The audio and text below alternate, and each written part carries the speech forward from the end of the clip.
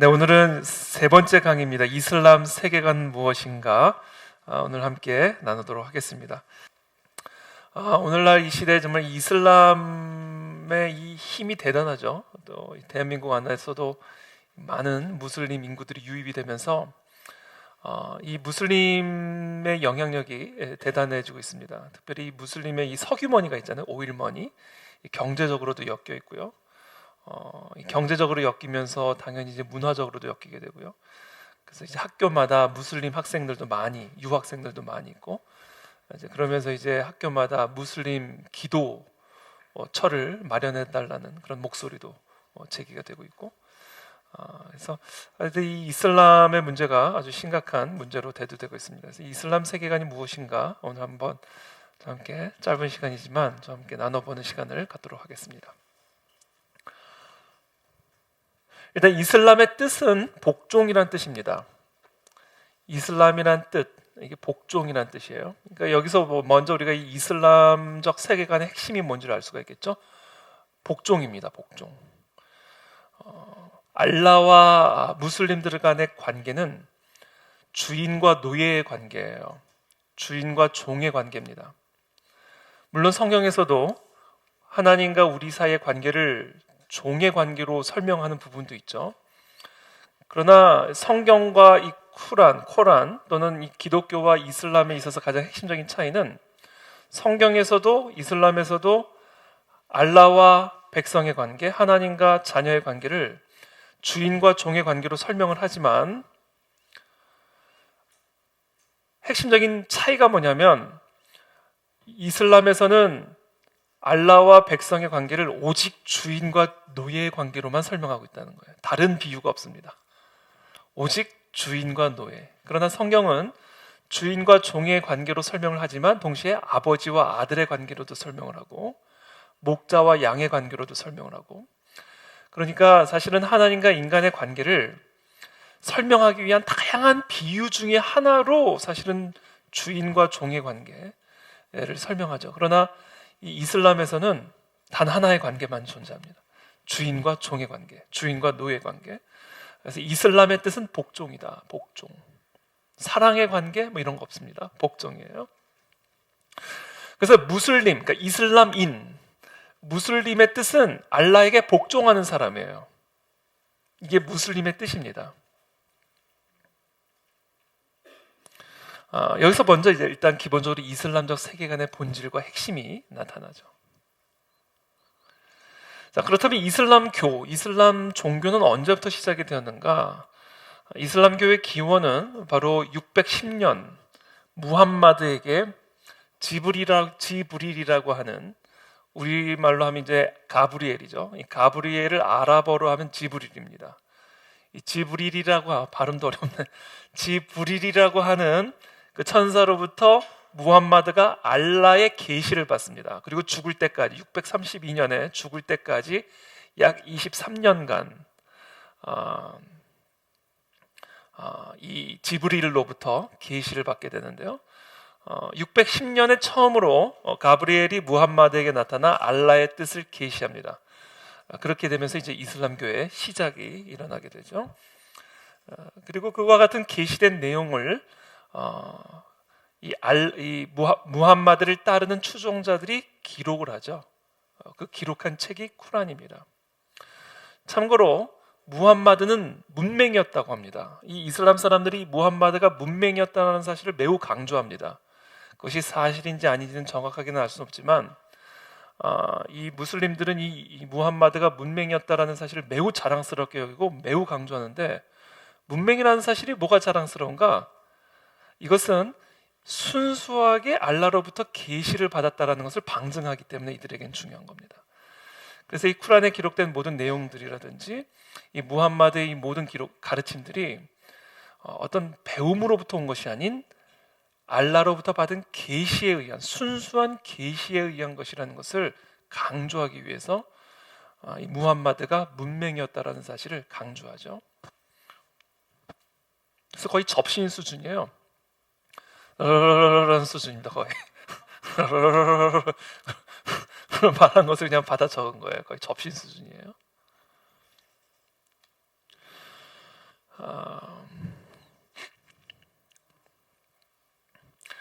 특별히 이 622년에 어떤 일이 일어나게 되냐면 무함마드가 이제 당시 이제 그 메카는 사실 다신교를 믿던 그런 지역이었습니다. 이 메카에서 이제 살던 무함마드가 다신교 전통 속에서 이제 이 알라로부터 받은 이 계시를 이제 주장하게 되니까 당시 이 다신교 전통 속에 살던 메카의 지도자들에게 의해 쫓겨남을 당하게 됩니다. 그래서 쫓겨난 곳이 바로 메디나라는 곳이에요. 메디나. 지금 여기 지도에 보시면 여러분 좀 멀어서 잘 안 보이시겠지만 메카에서 북쪽으로 위치한 곳이 바로 메디나라는 곳입니다. 그래서 622년에 메디나로 도주를 합니다. 이 사건을 일컬어 헤지라라고 합니다. 헤지라. 이슬람 달력은 바로 이때를 기준으로 해서 이슬람 달력이 시작이 됩니다. 그래서 이 헤지라 622년에 메카로부터 쫓겨나 메디나로 옮겨진 이때는 이슬람교에 있어서 아주 중요한 이슬람교 달력의 시작이다라는 겁니다. 자, 메디나로 간 이 무함마드가 그냥 거기서 그냥 피신만 하고 놀고 있었던 것이 아니라 메디나에서 아주 강력한 훈련된 추종자들을 모집하고 강력한 군사력을 키우게 됩니다. 그러고 나서 629년에 그 추종자들, 군사적으로 잘 훈련된 추종자들과 함께 메카로 돌아와 메카를 무력으로 점령을 하게 됩니다. 그리고 이곳에 이 카바를 정화하죠. 이 카바라는 것은 사실상 이 다신교 우상 신전이었는데 이것을 이제 이슬람교 신전으로 정화를 하게 됩니다. 그래서 이 메디나로 쫓겨났던 이 무함마드가 메디나에서 무력으로 준비된 추종자들과 함께 다시 629년에 메카를 점령하게 되는, 그리고 그 카바라고 하는 다신교 전통의 우상 신전이었던 그곳을 이슬람교 신전으로 정화시키는 이 모든 과정 속에 필수적으로 등장한 수단이 뭐냐면 폭력이에요. 폭력. 무력으로, 그러니까 군사력으로 메카를 점령하게 되고 다신교 신전이었던 그곳을 이슬람교의 신전으로 정화를 하게 됩니다. 그 핵심적으로 사용되어졌던 도구요 수단이 바로 군사력, 무력이었다. 그래서 이 이슬람교, 그 이후에 이 이슬람교의 확장에 있어서, 그리고 이슬람교의 선교에 있어서 가장 중요한 선교적 수단으로 사용되어지는 것이 바로 지하드, 성전, 폭력입니다. 무력이죠. 무력으로 선교한다. 이게 아주 이슬람교의 핵심이죠. 나중에 이제 좀 이따 제가 또 지하드에 대해서 이야기를 하겠지만, 바로 이와 같은 성격, 그로 인해서 이슬람교의 중심에는 폭력성이 있다, 무력이 있고 군사력이 있다라는 사실입니다. 자, 그러다가 632년에 이제 무함마드가 죽죠. 이 무함마드가 죽으면서 이제 무함마드의 후계자를 두고 분열이 일어나게 됩니다. 항상 모든 종교들이 그렇죠. 그 종교를 만든 교주가 죽으면 그 이후에 후계자를 두고 언제나 분열이 일어나게 됩니다. 무함마드가 죽은 이후에 이슬람교도 마찬가지였어요. 무함마드 죽은 이후에 누가 후계자가 될 것인가에 대한 정통성을 가지고 분열이 일어납니다.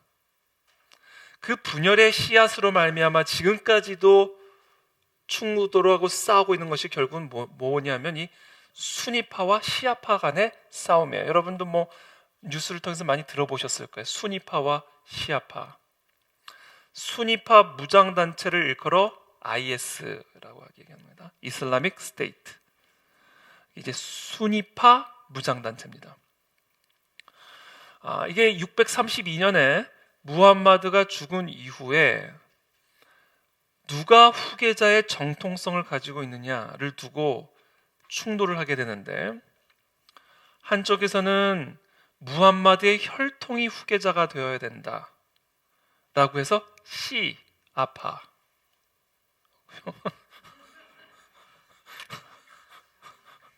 그런데 왜 외는데 도움이 되도록. 그래서 시아파, 시아파. 그리고 무슨 시가 중요하냐? 선출에 의해서 후계자를 선출하면 되는 거지. 그래서 수가 중요하다. 수가. 그래서 수가 몇 명이니? 그래가지고 순위파. 그래서 순위파와 시아파 간의 충돌이 지금까지도 이루어지고 있다.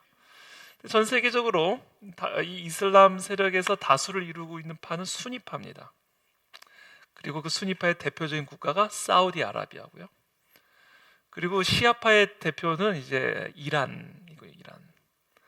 이라크나 시리아 같은 경우는 이제 그 시아파가 정권을, 순위파가 다수였는데 시아파에서 정권을 탈취하면서 순위파가 이제 수세에 몰리게 되면서 수세에 몰려진 우리의 힘을 다시 키우기 위해서 순위파 무장단체들을 만든 거예요. 그것이 IS라는 단체고요. 그래서 뭐 지도를 보시면 중간에 저렇게 다 지금 연두색인데 조금 가운데 짙은 녹색 지역이 바로 이란과 이라크 지역이고요. 그 외의 지역은 다 옅은 연두색이죠. 바로 이 연두색 지역이 다 순위파 지역이고, 그리고 짙은 이 녹색 지역이 바로 시아파. 그 중에서도 가장 핵심이 이란이다라는 겁니다. 이란. 최근에 제가 나중에 좀 더 이야기하겠지만, 최근에 그 이란에서 무인 드론기를 가지고 사우디의 원유 시설을 공격을 했습니다. 이게 다 이제 순위파와 시아파 사이에 끊임없는 갈등 구조를 보여주고 있죠. 그래서 이란은 지금 아주 국가 존립의 위기에 지금 처해 있는 아주 심각한 그런 상태입니다. 어쨌든 그렇다라는 거예요. 그래서 이 순위파와 시아파 사이의 갈등 구조를 이해하셔야 이 중동 분쟁을, 특별히 사우디와 이란 사이의 문제들을 이해하실 수 있고요. 또 왜 IS가 이렇게 전 세계적으로 활약하는지 또 이해하실 수가 있습니다. 사실 전 세계적으로 가장 강력하게 성장한, 가장 빠르게 성장한 기독교 이후에 탄생한 종교 가운데 가장 빠르게 성장한 종교가 바로 이슬람입니다. 사실 지금 이슬람이 활약하고 있는 이 중동 지역은 과거에 이 동로마 지역이었죠. 동로마 지역, 비잔티움 제국, 터키의 수도인 이스탄불은 당시 그 동로마 제국의 수도였죠. 사실 그래서 이게 다 어떻게 보면 기독교 영향권 아래 있었던 그런 나라였습니다. 그런데 이제 이 이슬람이 15세기 중반이죠. 15세기 중반에 그 오스만 제국의 술탄, 그 왕이죠. 술탄. 오스만 제국의 술탄 메흐메트, 제 기억이 맞다면 2세인데 잠시만요. 메흐메트 이것도 정확하게 해야 되니까.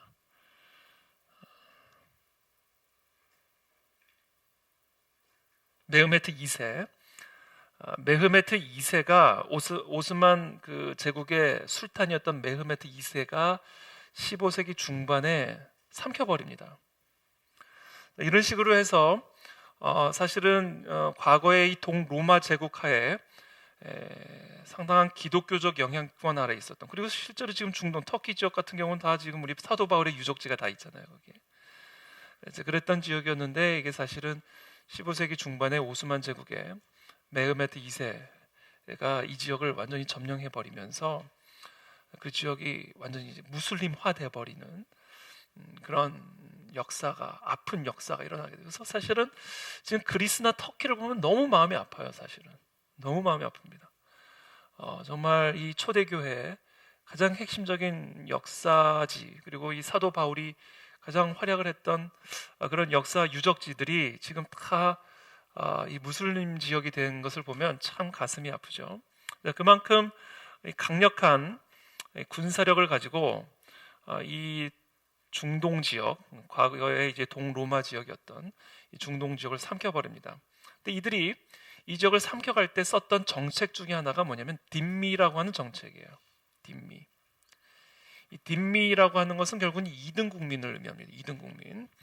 이슬람 사람들이 이것을 점령을 할 때요, 그냥 무조건적으로 다 이슬람을 믿도록 그렇게 강요하지 않았습니다. 그 대신 기독교인들을, 당시 이 동로마 지역이었으니까 기독교인들을 2등 시민으로 취급을 했어요. 그러니까 딘미로 취급해서, 이 딘미라는 게 결국 2등 시민을 의미하는 것인데, 이 딘미는 이제 어떤 책임을 갖게 되냐면, 죽이지는 않는다.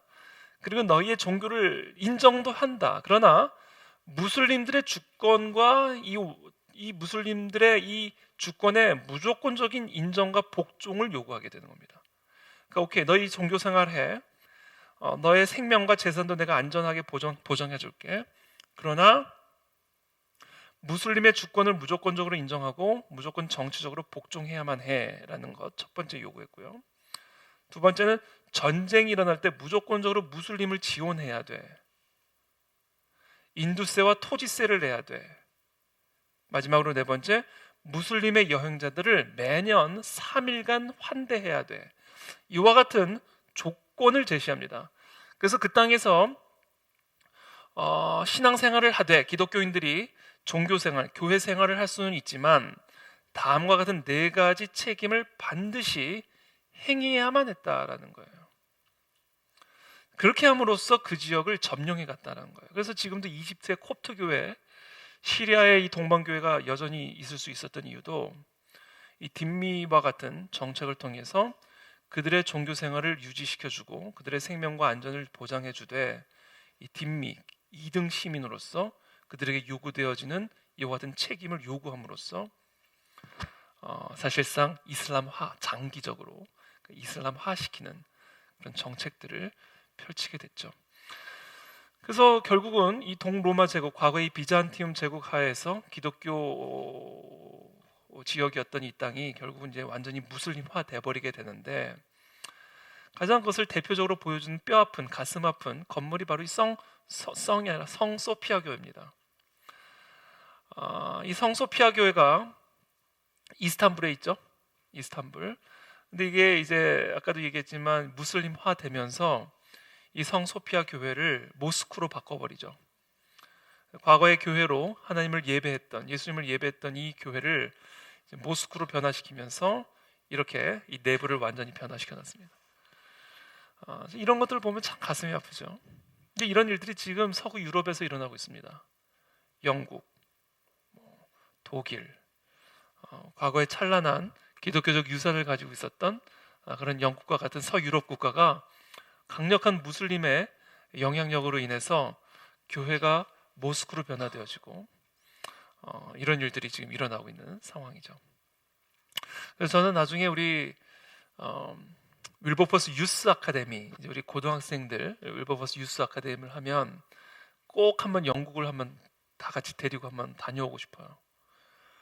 이 성경적 세계관으로 무장되지 않고 이원화된 신앙생활을 하게 됐을 때, 교회 안에서 신앙생활을 하게 될 경우에 세상이 어떻게 되는지도 알지 못하고 방치할 경우에 어떤 일들이 일어나는지를 가장 잘 보여주는 사례가 바로 영국입니다.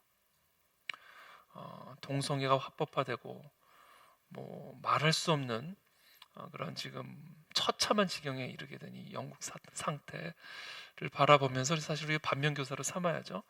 그래서 저는 나중에 우리 윌버포스 유스 아카데미를 하면 꼭 영국을 아우리치로 한번 좀 다녀와서 이 영국의 땅, 영국의 현실들을 한번 좀 보고 싶습니다. 자, 이렇게 독일이 이렇게 이 무슬림들이 아주 강력하게 확장을 하면서 전 세계 무슬림의 영향력들을 극대화시켜가고 있는 상황이죠. 자, 그렇다면 이제 이슬람은 무엇을 믿는가?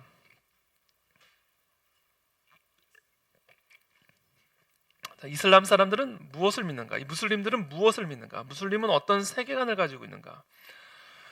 크게 이렇게 나눌 수가 있습니다. 육신오행, 이렇게 외시면 돼요.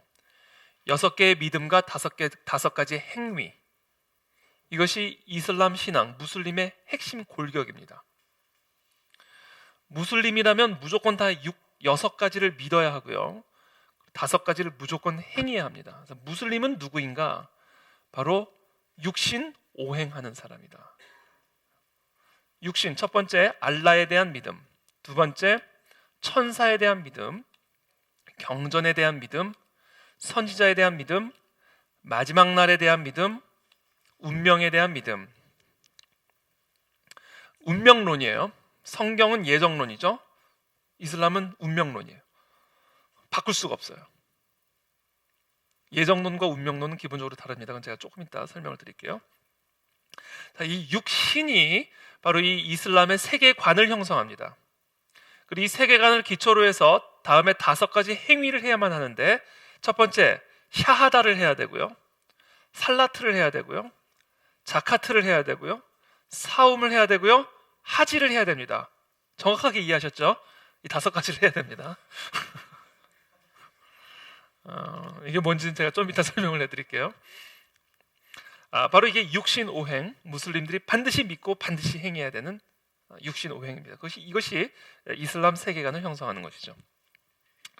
자, 첫 번째 이제 육신부터 한번 좀 살펴볼게요. 육신의 첫 번째 알라에 대한 믿음.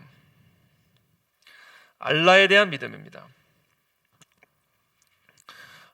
사실 이 알라라고 하는 신은 무함마드가 소속되어 있던 쿠라이시 부족이 섬기던 부족신 가운데 가장 높은 신의 이름이에요. 이게 바로 알라라고 하는 이름입니다. 물론 아랍어 성경, 그러니까 성경을 아랍어로 번역된 아랍어 성경에서도 하나님을 알라라고 표현은 합니다. 그러나 이 알라라는 이 신은 본래 쿠라이시 부족이 섬겼던 그 부족신에서 가장 높았던 신의 이름이 바로 알라였다. 이 쿠라이시 부족은 바로 이 무함마드와 그 가문이 속해 있었던 부족이었습니다. 그래서 이 무함마드가 가브리엘에 의해서, 그 무함마드의 주장이죠. 무함마드의 주장에 따라 이 가브리엘에 의해 알라로부터 받은 그 계시를 사실상 이제 이 알라라는 이름으로, 당시 부족신의 가장 높은 신의 이름이었던 알라로 차용을 하면서 사실 이슬람교가 시작이 되는 것이죠. 그리고 참고로 이 무함마드 주변에는 당시 많은 그 기독교 이단이 있었어요. 일단 이 부족신의 이름으로 알라를 차용을 하고요. 그리고 이슬람의 신학은 당시 무함마드 주변에 있었던 많은 기독교 이단의 영향을 받습니다. 그래서 이 이슬람 신학 안에는 이 성경적 세계관과 참 비슷한 부분들이 좀 많아요. 그럼 본질적으로는 다른데 비슷한 부분들이 참 많이 있습니다. 그 이유가 당시 이 무함마드 주변에 있었던 기독교 이단의 영향을 받아서 그것을 이 이슬람 신학에 차용을 했기 때문이다라는 거예요.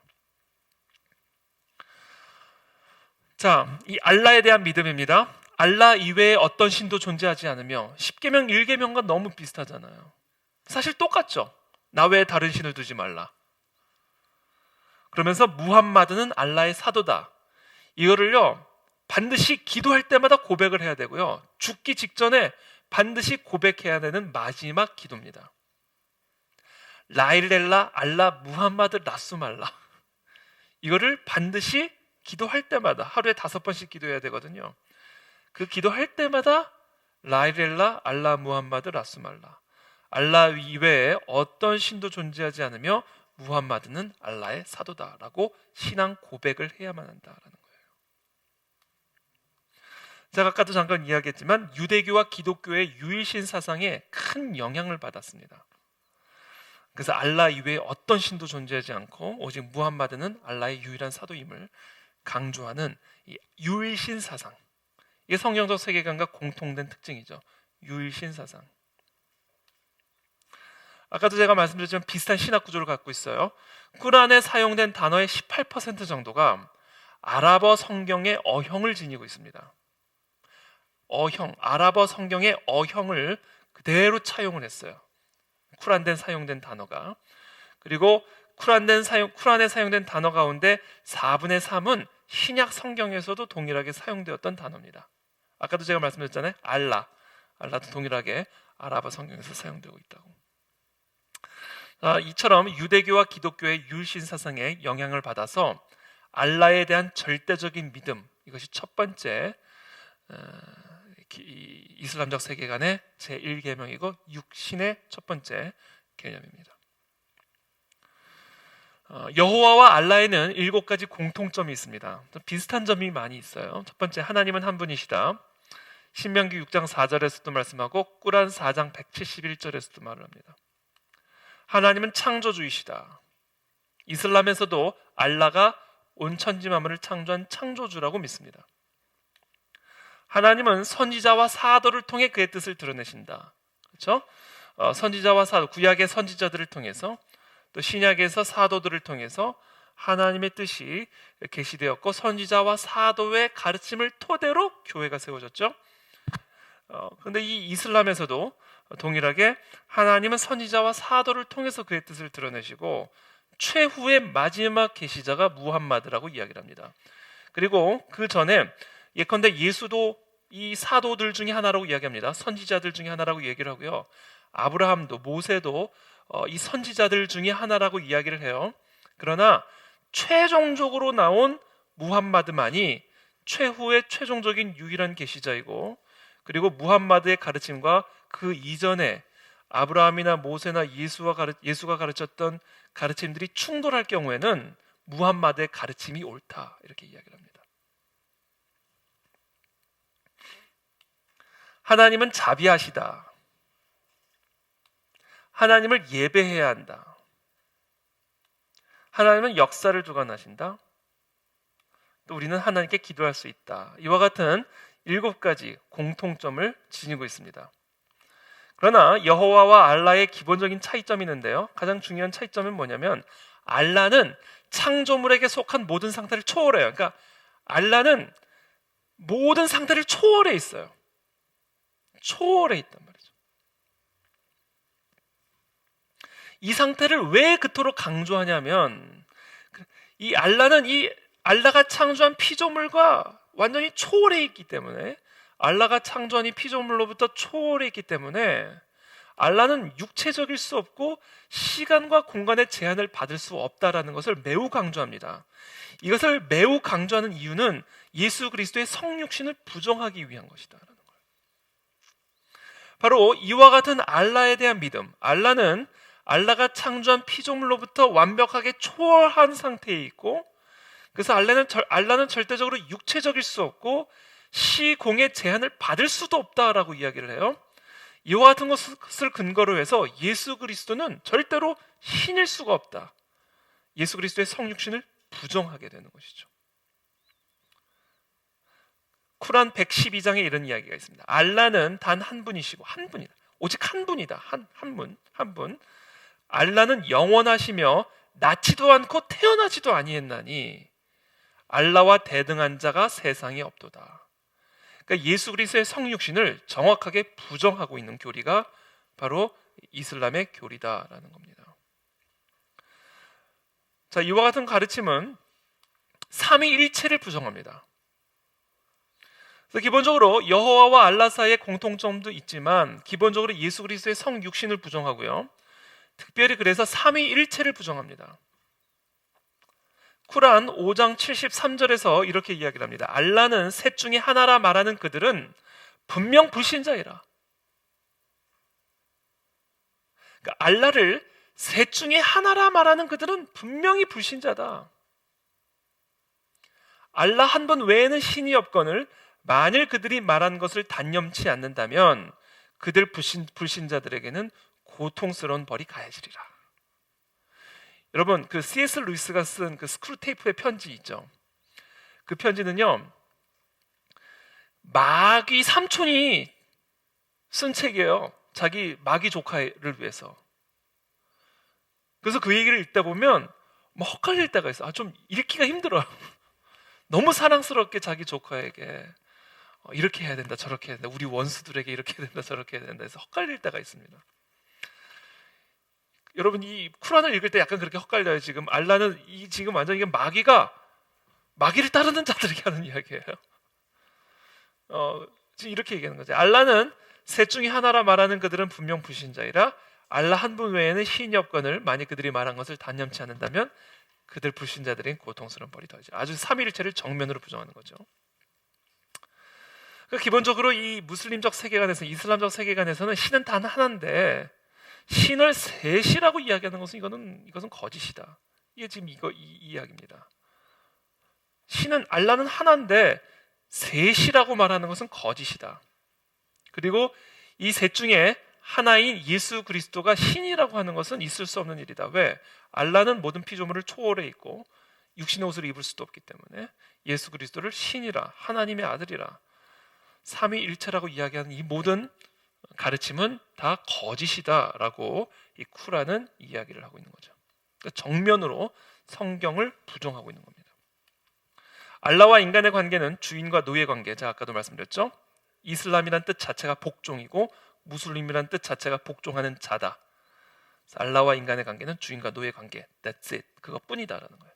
성경도 주인과 종의 관계로 설명을 하지만 그것은 여러 가지 가운데 하나로 표현할 뿐이고, 그래서 아버지와 아들의 관계, 목자와 양의 관계, 왕과 백성의 관계 등등 하나님과 인간의 다양한 모습의 관계를 설명하기 위한 비유 중에 하나로 주인과 종의 관계를 사용하지만 무슬림은 그거 하나다. 주인과 종.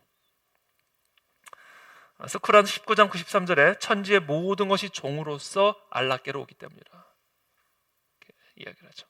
그래서 이 무슬림들이 이 알라에게 예배를 드릴 때는 어떻게 예배를 드려야 되냐면 배를 붙여야 돼요. 이렇게 완전히 그냥 엎드려 버려야 됩니다. 이게 복종의 표현이에요. 복종의 표현. 우리 이렇게 하나님을 예배한다고 고개를 들면 안 돼요. 어디서 건방지게 고개를 들어. 이렇게 머리를 이렇게 완전히 땅에 붙여야 된다. 딱 이 자세여야 된다. 그래서 공통된 자세로 알라를 예배합니다. 왜냐하면 종이기 때문에 종이 주인에게 하듯 이와 같이 예배를 드려야 된다. 그 외에도 여호와와 알라의 차이는 참 많이 있습니다. 뭐 제가 그냥 이렇게 정리를 해봤는데, 하나님은 영원한 이름이다. 알라는 하나님의 이름이다. 그렇죠? 하나님은 선의 저자이며 악의 저자가 아니다. 알라는 선과 악 모두의 저자. 그러니까 이슬람의 알라는요, 악도 행하는 신입니다. 하나님은, 그러니까 욥기에 보면 마귀에게 악을 허용은 하시죠. 그러나 악의 주체는 아니에요. 하나님의 큰 선의 섭리 가운데에서 사탄도 사용하십니다. 왜냐하면 사탄도 하나님의 주권 아래에 있기 때문에 사탄조차 하나님의 선을 위해서 일을 해요. 그러나 이 이슬람에서의 알라는 악의 저자예요. 악의 저자. 악의 주체가 되는 겁니다. 하나님은 거룩하며 그를 따르는 자들도 거룩해야 돼. 내가 거룩하니 너희도 거룩해야 한다. 그러나 꾸란은 알라의 거룩함에 대해서 언급하지 않아요. 거룩함은 알라에게 중요하지 않아요. 인간은 하나님의 형상대로 창조되었으며 그분을 닮는 것을 추구해야 된다. 우리는 하나님의 형상대로 지음받았기 때문에 그 형상을 파괴한 죄로부터 자유케 되어 하나님의 형상을 닮아가는 것이 우리의 구원의 목적이고 우리의 삶의 목표죠. 그러나 이슬람은 피조물 중에 그 누구도 알라를 닮을 수가 없어요. 닮으려 해서도 안 돼요. 왜? 우리는 종이니까. 그래서 인간의 어떤 성품도 알라와 연결을 시키면 안 됩니다. 하나님은 죄인들을 사랑하시죠. 그러나 알라는 그를 미워하는 자를 미워하고 그에게 복종하는 자들을 사랑합니다. 그는 사람을 사랑할 의무가 없어요. 알라는 백성을 사랑할 의무가 없어요. 그리고 그가 선택한 사람을 사랑할 수도 있고 미워할 수도 있습니다. 하나님은 자기가 한 말씀에 신실하시며 그 말씀은 변치 않아요. 그래서 그분은 거짓말하실 수가 없어요. 그러나 알라는 자기의 뜻대로 행해요. 자기가 한 말을 막 뒤집어요. 그리고 막 무함마드가 옛날에 막 계시받았던 게 나중에 계시받은 거랑 다르면 최근에 받은 게 맞다 이렇게 얘기를 합니다. 상반되는 말, 그러니까 그가 앞서 한 말을 폐기하고 이와 상반되는 말로 대체할 수 있어요. 일관성이 없다는 얘기예요, 한마디로. 그는 자신의 언약을 따를 의무가 없고요. 자기가 한 언약을 자기가 따를 의무가 없는 거예요. 어떤 식으로든 사람에게 의무를 지지 않아요. 하나님과 아브라함이 언약식을 맺었을 때 동물을 반으로 가르게 하고 그 앞을 지나가게 했잖아요. 이것은 내가 너와 맺은 언약이 이와 같은 구속력을 갖고 있다. 네가 순종하면 나는 너를 축복할 의무가 있고, 네가 불순종하면 나는 심판한다. 이 언약이잖아요. 쌍방간의 언약이잖아요. 근데 이 이슬람에서의 알라는 자신의 언약을 따를 의무가 없는 신이에요. 자, 이처럼 근본적인 차이가 있다라는 겁니다. 그러나 그럼에도 불구하고 알라는 유일한 신이며 무함마드는 알라의 유일한 사도임을 믿는 세계관, 이것이 바로 이슬람의 알라에 대한 믿음이다라는 거죠. 자, 두 번째, 천사에 대한 믿음.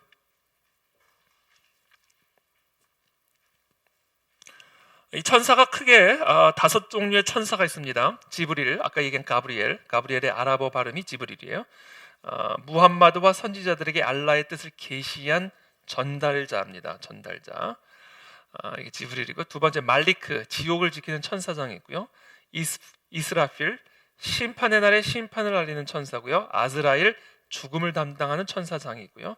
마지막으로 아주 흥미로운 존재가 있는 진이라는 존재인데, 이 진은요 천사와 인간 사이에 있는 존재입니다. 막 결혼해서 애도 나요. 근데 이 진은 이 이슬람에서 이제 악령 또는 사탄에 해당하는 그런 영적 존재입니다. 이와 같은 믿음을 가지고 있고요. 세 번째, 경전에 대한 믿음입니다. 경전에 대한, 쿠란에 대한 믿음이죠. 실로 우리는 분명한 예증과 더불어 우리의 선지자들을 보냈으며 또한 사람들이 공평하게 스스로를 인도할 성서와 균형을 함께 보내셨도다. 경전에 대한 아주 절대적인 믿음을 가지고 있습니다. 이 쿠란에는요 크게 4가지 경전에 대한 언급이 있습니다. 이 쿠란 자체에 4가지의 경전을 언급을 해요. 첫 번째 언급하고 있는 경전이 토라입니다. 모세오경, 유대교 율법 토라. 자, 두 번째는 자부르라고 하는 것은요 이 다윗의 시예요. 그러니까 다윗을 통해 계시된 경전인데, 다윗의 여러 가르침들과 기도들이 계시되어 있는 그런 경전입니다. 세 번째, 인질은 이제 마리아의 아들 예수에게 계시한 것이라고 이야기합니다. 예수님에게 계시되어진 가르침, 이것을 이제 인질이라고 얘기를 하고, 이제 네 번째가 이제 바로 코란인데요. 이 코란에 따르면 이 3가지 앞에 나온 토라나 자부르나 인질들은 다 왜곡된 부분들이 있다라고 얘기를 해요. 토라도 마찬가지고요. 이 모든 것들을 최종적으로 교정해주고 최종적인 권위를 갖고 있는 것은 쿠란이다라고 이제 이야기를 하죠.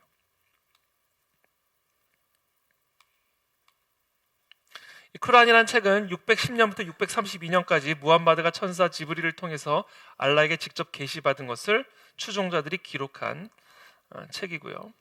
아까도 얘기한 것처럼 모든 단어의 18%가 아랍어 성경의 어형을 지니고 있고, 그 중에 4분의 3은 신약 성경에서 인용한 겁니다. 쿠란의 60%가 모세오경과 구약의 역사서에서 유래합니다. 그리고 약 8% 정도는 신약에서 끌어낸 거예요. 아까도 얘기한 것처럼 무함마드는 문맹이었고요. 그가 받은 계시를 메디나에서 그 서기들이 받아 쓴 겁니다. 현존하는 쿠란은 우스만, 이게 3대 칼리프입니다. 그러니까 3대 최고 종교 지도자, 그러니까 무함마드의 후계 지도자, 1대, 2대, 3대 우스만 시대의 간행본, 이게 지금 현존하는 쿠란입니다. 이 이슬람 교리 가운데 특별히 경전과 관련해서 아주 중요한 교리가 하나 있는데, 이게 타하리프 교리라고 하는 겁니다. 이 타하리프라고 하는 교리는 이거예요. 두 책이 본래 하늘에 있는 원서, 하늘에서부터 축자 영감을 통해서 전달을 받았는데 두 책 사이에는 극명한 차이가 있어요. 그래서 이 사람들이 어떻게 이야기를 했냐면, 바로 이 토라와 복음이 변질되었다라고 이야기를 합니다. 그래서 이 쿠란과 이 성경이 상반되어진 거, 배치되어는 이 모든 부분들을 결국은 쿠란이 옳고 성경은 변질되었다라고 가르치는 거예요. 그리고 그와 같은 교리를 일컬어 이제 타하리프 교리라고 이야기를 하는 거예요. 그러니까 이 두 책 모두 다 하늘에 있는 원서로부터 축자 영감을 통해서 전달을 받았지만 극명한 차이, 내용의 차이가 존재를 하는데 성경과 쿠란 사이에는 그 이유는 성경이 변질되었기 때문이다라고 가르치는 교리, 그것을 타하리프 교리라고 이야기를 합니다. 그래서 이 쿠란도 성경에 있는 일부 내용들을 인용하면서도 결국은 성경은 전반적으로는 변질되었고 최종적인 권위를 갖고 있는 것은 오직 쿠란만이다 와 같은 가르침을 타하리프 교리라고 이야기합니다. 그래서 아까도 이야기했지만 삼위일체는 존재할 수 없고 예수 그리스도의 신성을 인정할 수 없는 이와 같은 교리들은 성경과 쿠란이 정면으로 배치되잖아요. 그래서 성경이 변질되었기 때문이다. 쿠란이 맞다. 그래서 삼위일체는 존재할 수 없고 예수 그리스도의 신성은 존재할 수 없다. 이렇게 가르치는 것이 이제 타하리프 교리다라는 겁니다. 그러니까 이게 참 이게 좀 역설적인 게 쿠란에 보면 이 쿠란 내용을 보면 이렇게 돼 있어요. 우리는 마리아의 아들인 예수로 하여금 구약 이전에 계시된 것을 확증하면서 그들의 발자취를 따르도록 했느니라. 성경을 인정을 해요. 또한 우리는 신약을 계시하여 구약 이전에 계시된 것을 확증하면서 그 안에 복음과 광명을 주었으니 이는 복음이요 정의에 사는 자들의 교훈이라. 또 이렇게 얘기합니다. 우리가 그대에게 계시한 것에 그대가 의심한다면 그대 이전에 성서를 읽는 자들에게 물어보라. 성경 읽는 자들에게 물어보라는 거예요. 실로 그대의 주님으로부터 진리가 그대에게 이르렀나니 의심하는 자가 되지 말라. 이처럼 이 쿠란 안에는 이 성경의 권위를 인정하는 내용들이 들어가 있어요. 그럼에도 불구하고 쿠란과 성경 사이에 배치되고 부딪히는 이 부분들을 어떻게 해결할 것인가를 이제 해결할 수 있는 방법으로 만들어낸 것이 제가 좀 전에 말한 타하리프 교리다라는 거예요. 부딪혀 무조건 쿠란이 오라 이거예요. 성경 안에 있는 내용도 인용하지만 성경 안에 있는 내용의 권위도 어느 정도 인정하는 부분이 있지만 쿠란과 부딪혀 무조건 쿠란이 맞아. 성경이 변질됐기 때문이야. 타하리프 교리다라는 거예요. 자, 네 번째 신앙, 선지자에 대한 믿음입니다. 선지자란 사람들에게 알라의 말씀을 전하기 위해서 선택받은 자예요. 이 이슬람에서는, 이 쿠란에서는 크게 6명의 선지자를 인정합니다. 첫 번째 아브라함, 두 번째 모세, 세 번째 다윗, 네 번째 솔로몬, 다섯 번째 예수. 무려 6명 가운데 5명이 성경의 인물이에요. 그리고 6번째가 무함마드예요. 그런데 아브라함에서부터 예수 그리스도에 이르기까지 이들의 모든 가르침을 알라의 계시로 일부 인정하면서도 무함마드가 받은 최종적인 계시와 충돌하면 다 변질된 거야. 이렇게 얘기해 버리는 거예요. 이게 타하리프 교리다라는 거예요. 그러나 이 6명의 분들을 선지자로 인정을 합니다. 그러니까 예수도 하나님의 아들이 아니라 하나님의 신성을 가진 하나님의 본체가 아니라 이 6명 가운데 하나인 선지자, 사람에 불과한 존재로 이해를 합니다. 여성 선지자도 인정을 해요. 예수의 모친 마리아, 모세의 모친 요게벳, 파라오의 딸 아시아, 무함마드의 아내 카디자와 그의 딸 파티마, 이들을 여선지자로 인정을 합니다. 그러니까 이런 걸 보면 무함마드가 당시 있었던 이슬람의 이단에 아주 직접적인 영향을 받았던 것을 볼 수가 있어요. 그러니까 이 이슬람교의 신학 자체가 그 당시 그 토착 신의 이름을 띄었을 뿐 아니라 주변에 있었던 수많은 이슬람 이단의 영향을 받아 이와 같은 신학 체계가 성립된 것을 우리는 확인할 수가 있죠. 무함마드가 최후의 예언자다. 결국 무함마드의 말이 최종적으로 옳다. 무함마드의 말에 충돌하는 것은 다 변질된 거다. 이렇게 얘기합니다. 자, 여기서 우리가 무함마드란 사람이 어떤 사람이었는지를 좀 잠깐 한번 살펴보고 지나가 볼게요. 무함마드는 아라비아 반도의 메카에서 태어났고요. 지금 현재 사우디아라비아의 메카, 지금 그 카바 신전이 있는 메카, 쿠라이시 부족의 하심 가문에서 태어났습니다. 그의 아버지 압둘라는 무함마드가 태어나기 전에 죽었어요. 태어나기도 전에 죽었고 어머니 아미나는 무함마드가 6살 때 죽었어요.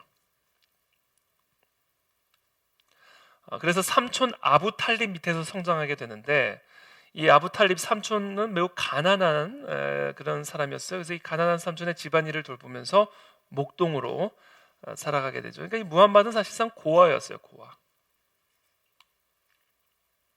근데 이 고아나 마찬가지였던 이 무함마드가 25살이 되었을 때 40세가 넘었던 부유한 과부 카디자를 만납니다. 사실 처음부터 뭐 연애, 그러니까 애인으로 만난 것은 아니고 이 부유한 과부 카디자의 직원, 여러 가지 이 집사처럼 집안일을 돌볼 수 있고 사업일을 돌보는 직원으로 뽑았는데 이제 연애를 하게 되면서 결국은 결혼을 하게 되는 것이죠. 이 카디사가 여 선지자 중에 한 명으로 인정받는 바로 그 여인입니다. 그런데 이 카디사와 결혼한 이후에 25년 만에 카디자가 죽어요. 그래서 이 여인의 모든 유산들을 다 갖게 되는 거죠. 그래서 이 무함마드 거부가 되는 거예요. 무함마드는 엄청난 거부가 됐습니다. 그리고 나서 이 카디자가 죽은 후에 재혼을 하는데 몇 살짜리랑 재혼했게요? 6살 아이샤와 약혼을 하고 9살 때 결혼을 했어요. 소아성애자죠, 소아성애. 이때부터 무함마드에게 많은 부인들이 생겨나기 시작합니다.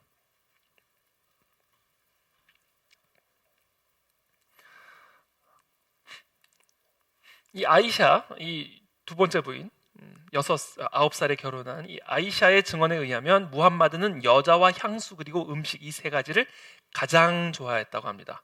그러니까 이 사람이 만드시는 절대로 거룩하면 안 되죠. 그렇죠? 절대로 거룩할 수가 없는 그런 종교입니다. 무함마드가 632년에 6월 8일 62세의 나이로 메디나에서 고열과 폐렴으로 죽게 되죠. 사실 이 무함마드는 매우 평범한 사람이었어요. 우리가 보통 어떤 종교의 교주가 되면 지어내죠. 뭐 물 위를 문선명 같은 사람, 또 이만희 같은 사람, 또 하여튼 다양한 그런 이단 종교의 교주들 얘기를 들어보면 평범한 사람들이 아닙니다. 그렇죠? 그러나 이 무함마드는 아주 평범한 사람이었어요. 여자 좋아하고 향수 좋아하고 음식 좋아하는 아주 평범한 그냥 사람이었어요. 무함마드는 기적을 일으켰던 적도 없어요. 쿠란에 그냥 친절하게 기록이 되어 있어요. 기적조차 일으켰던 적이 없는 사람입니다. 그리고 무함마드는 죄인이었어요. 죄인이었어요. 알라는 무함마드에게 회개하라고 요구를 했어요.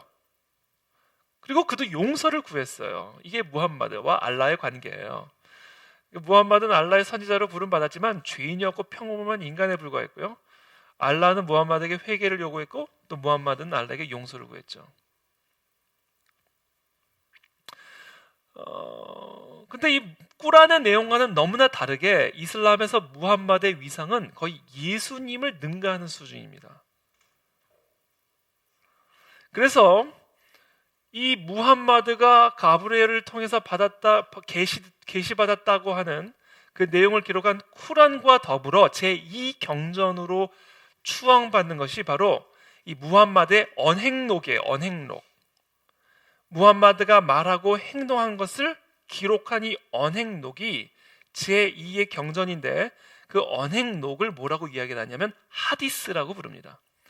그래서 이슬람에게 있어서 이슬람 사람들에게 있어서 이 쿠란과 하디스는 거의 같은 급의 권위를 가지고 있고요. 이 하디스 때문에 이 무함마드의 언행록 때문에 무함마드는 그냥 평범한 죄인에 불과했지만 거의 신적인 존재로 추앙을 받게 되는. 사실 쿠란과 하디스 가운데서도 충돌하는 내용들이 많이 있어요. 그런데 하디스가 더 우위를 가질 때도 있고 이렇습니다. 그래서 이 무함마드가 거의 신적인 존재로 추앙을 받는다. 그러나 이 무함마드는 매우 평범한 기적을 일으키는 죄인이었다. 아주 육신적인 삶을 살았다. 그래서 육신이에요. 믿음이 육신, 6가지 믿음을 하는 육신을 믿어야 되는데 아주 육신적인 믿음입니다. 육신적인 믿음. 어떻게든지 여러분들이 이해하기를 돕기 위해서 좋지 않은 머리를 하느라 제가 지금 매우 힘이 딸리는데 이 하디스의 이름, 이 하디스 가운데 하디스도 여러 가지가 있어요. 이 하디스 가운데서 가장 권위 있는 하디스는 이 무함마드가 죽은 다음 200년이 지나서 수집된 사히 부카리라고 하는 하디스입니다. 사히 부칼이라고 하는, 이게 사히 부칼리에 의해서 수집된 하디스인데, 이 하디스가 이런 거예요. 예를 들면 이런 겁니다. 꾸란에는 이런 내용이에요. 간음죄를 범한 사람은 죽을 때까지 감금하라. 간통한 여자와 남자 각각에게는 100대 가죽 태형이라. 이게 쿠란의 내용이에요. 그러나 하디스에 따르면 뭐라고 기록을 하고 있냐면, 우리는 돌로 쳐서 죽이는 것에 대한 내용을 쿠란에서 찾지 않는다, 이렇게 얘기해요. 하디스에서 찾으라는 얘기예요. 쿠란에는 그런 내용이 없다. 그러나 하디스에서 찾아라. 보라, 나는 라삼, 돌로 치는 형벌을 불법적인 성관계를 가진 자에게 주노라. 지금도 이 라삼의 형벌이 가해지고 있습니다. 지금도. 최근에 이란 법원에서 세계 인권의 날에 여성을 돌로 쳐 죽이라는 판결을 내렸어요. 이슬람의 여성 인권은 말할 수 없는 인권입니다. 그래서 지금도 땅을 파놓고 여성을 묻어요. 그리고는 목만 내놓습니다. 다시 흙을 덮어가지고 목만 내놓게 해요. 얼굴만. 그 상태에서 돌팔매질을 해서 죽입니다.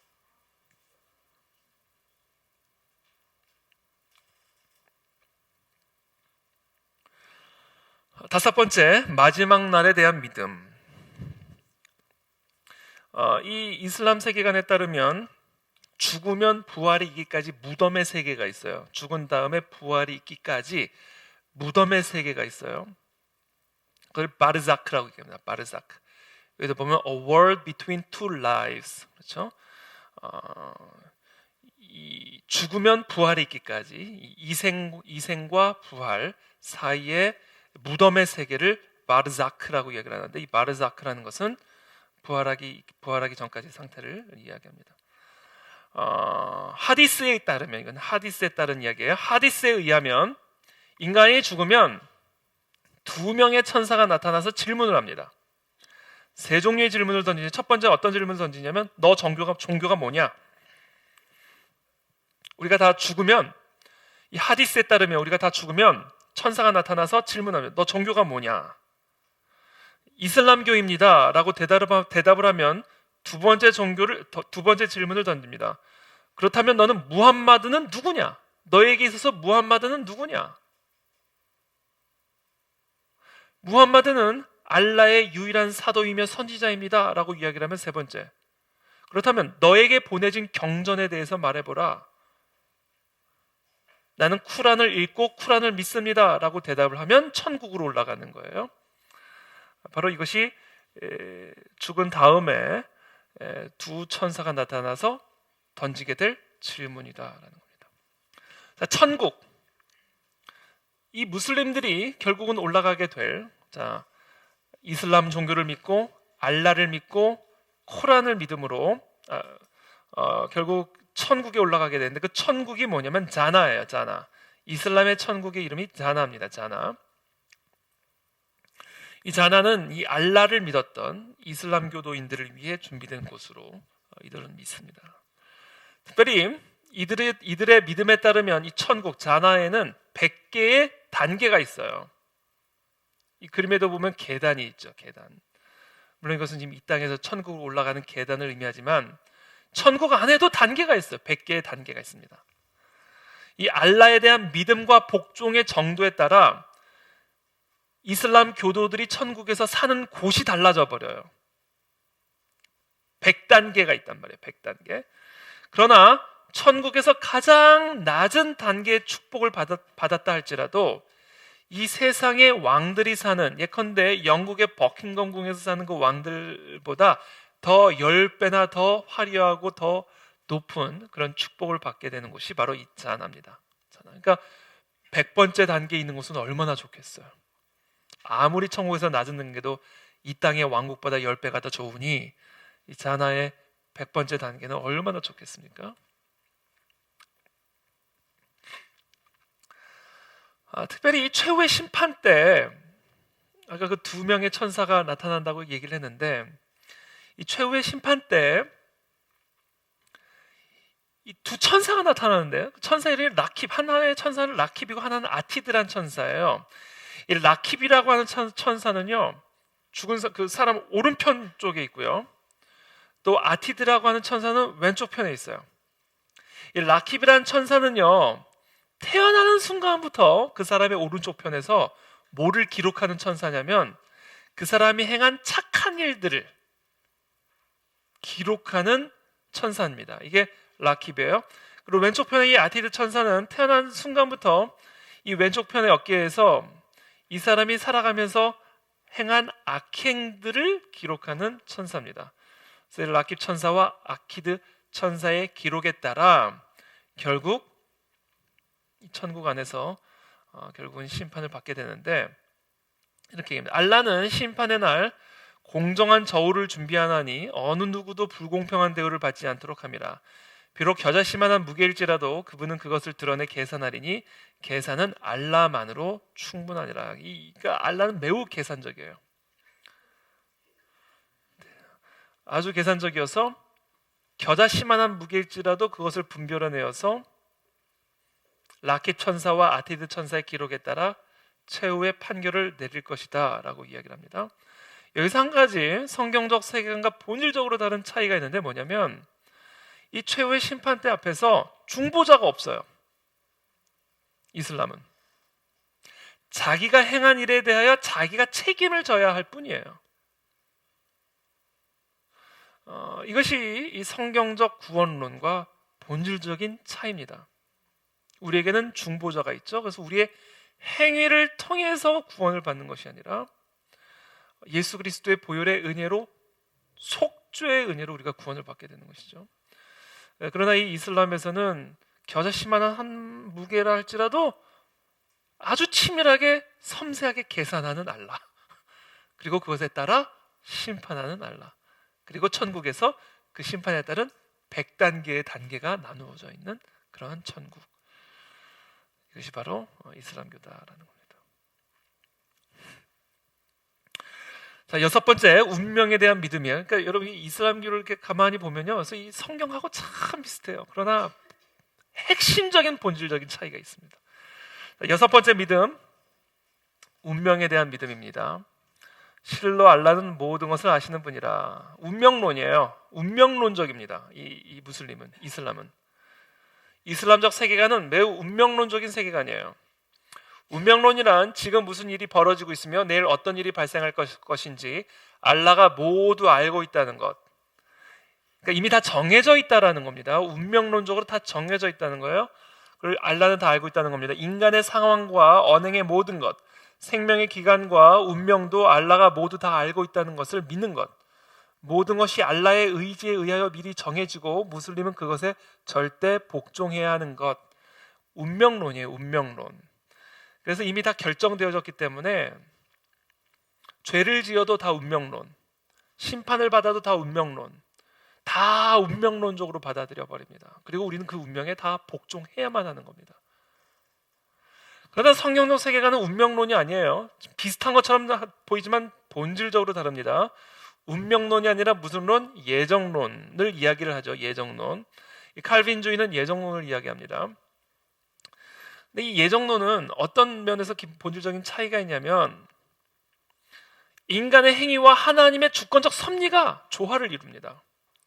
하나님의 주권적 섭리 속에서 인간의 자유의지가 조화를 이루어 결국 하나님의 선을 이루는, 그래서 이 성경적 세계관에서는 하나님의 섭리와 주권에 대한 찬양을 강조하죠. 그래서 모든 것이 합력하여 선을 이루느니라. 그래서 제가 지난주 성경적 세계관에서 강조했던 것 중에 하나가 인간의 자유의지입니다. 인간의 자유의지. 하나님과 인간의 사랑의 관계에 있어서 가장 기본이 되는, 전제가 되는 교리가 인간의 자유의지다라는 말씀을 드렸죠.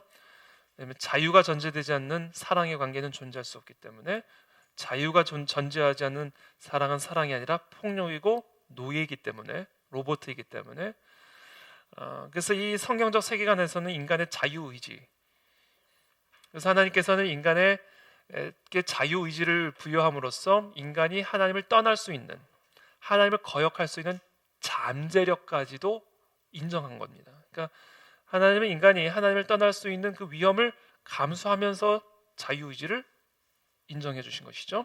그러나 우리가 잘 알다시피 인간의 자유의지를 가지고 하나님을 거역하여 결국은 사탄의 종으로 전락했지만, 그 순간부터 하나님의 주권적인 섭리가 시작을 하면서 구원의 역사가 시작이 되잖아요. 이것처럼 성경에서 말하는 예정론과 이 이슬람에서 말하는 운명론은 본질적으로 다르다라는 것을 우리가 이해를 해야 됩니다. 자, 지금 육신을 끝냈어요. 이제 오행. 알라 이외에 어떤 신도 존재하지 않으며 무함마드는 알라의 시도다, 사도다 라는 신앙 고백을 해야 됩니다. 신앙 고백. 이게 샤하다예요. 샤하다. 신앙 고백을 해야만 합니다. 특별히 그냥 신앙 고백을 한다고 되는 게 아니에요. 믿음의 지식을 가지고, 믿음의 지식에 대한 확신을 가지고 이 고백을 해야 하고요.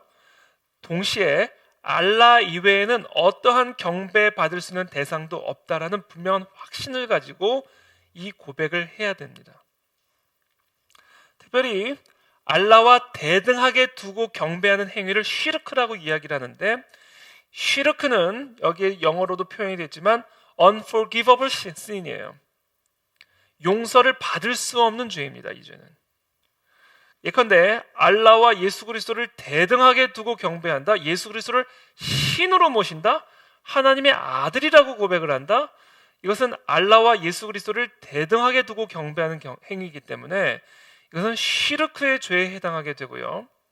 이것은 용서를 받을 수 없는 죄입니다. 믿음의 고백, 믿음의 신앙 고백, 샤하다.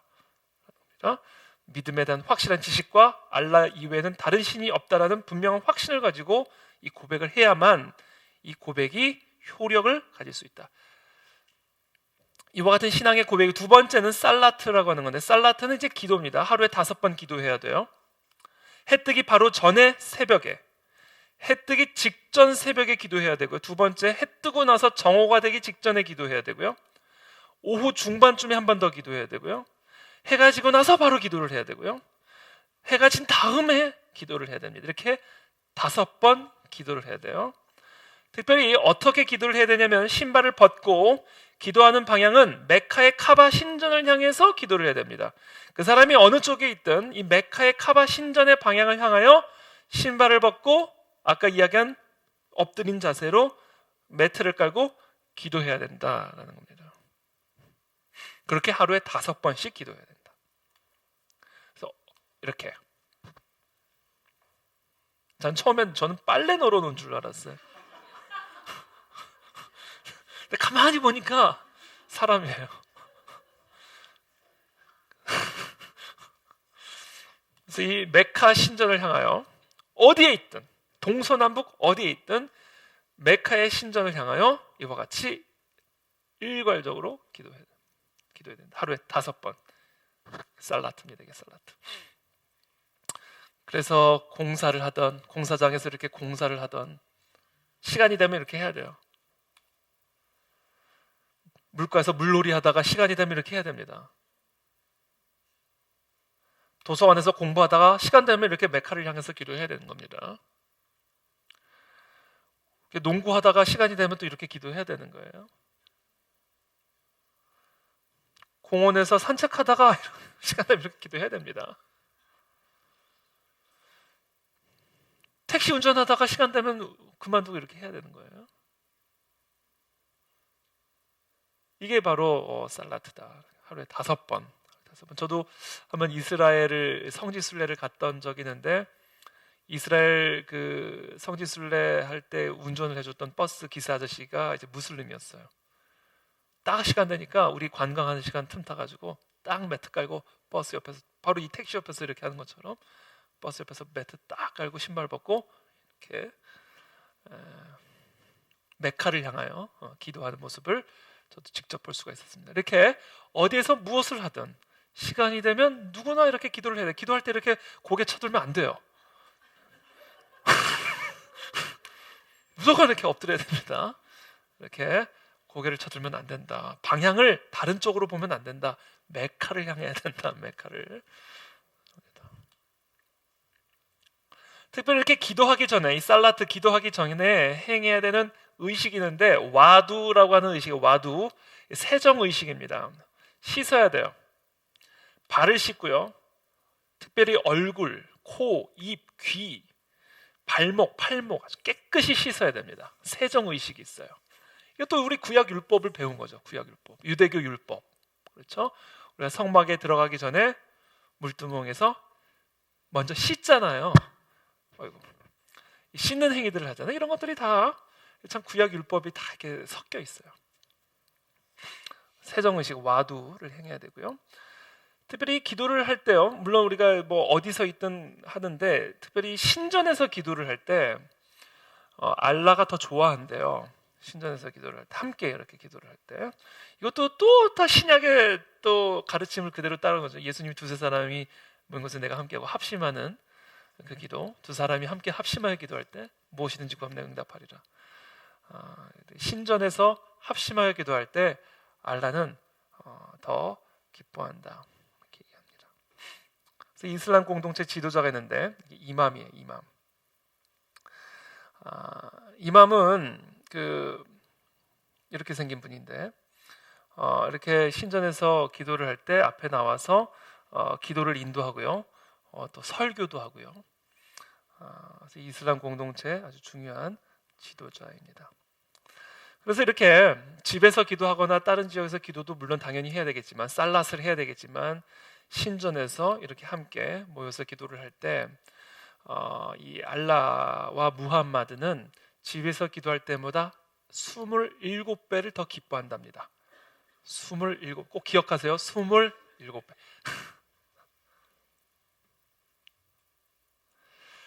하디스에 따르면 기도하는 동안에 개가 지나가면 기도가 무효돼요. 기도하는데 갑자기 개가 멍멍한 거 지나간다. 기도 무효. 당나귀가 지나갔다. 기도 무효. 그리고 여기 계신 여성분들에게는 정말로 죄송하지만 여성이 지나갔다. 기도 무효.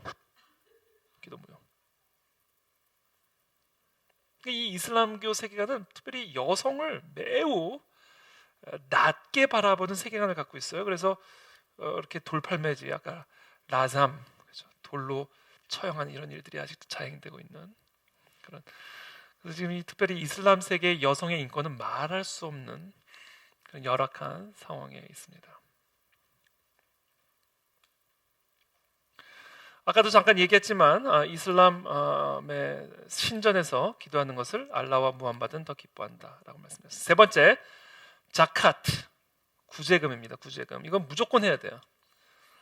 부유한 무슬림은 그의 재산에서 이슬람 세, 즉 구제금을 내게. 이슬람 세예요. 구제금이. 이슬람 세. 구제금을 반드시 납부해야 하고요. 이 자카트라는 뜻은 뭐냐면 정화 혹은 성장을 의미하는 단어인데요. 정화 혹은 성장을 의미하는 단어인데 재산의 일부를 구제를 목적으로 나눠줍니다. 그래서 자신의 재산을 정화시킨다라는 개념이에요. 그러니까 자기가 1,000만 원을 벌어서 1년 동안 1,000만 원을 벌었으면 그 중에 2.5%를 구제금으로서 자카트로 내므로써 자신의 나머지 97.5%를 정화시킨다라고 보는 거죠. 이 자카트는 과부나 고아나 병든 자, 불행한 사람들을 위해서 사용해야 되고요. 특별히 이슬람을 전파하는 일에 사용됩니다.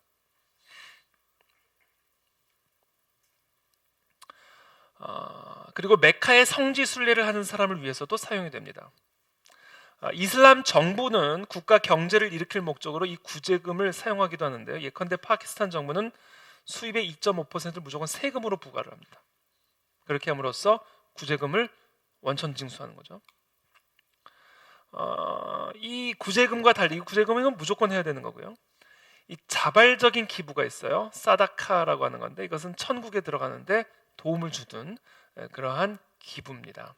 쿠란 2장 263절에 기록이 되어 있어요. 이 쿠란에 따르면 만일 구제를 하지 않으면 알라는 그들의 복을 보류해 둔다고 합니다. 그래서 이 자발적인 기부를 함으로써 사실은 이 알라의 복을 받게 되고요. 특별히 천국에 들어갈 때 아주 중요한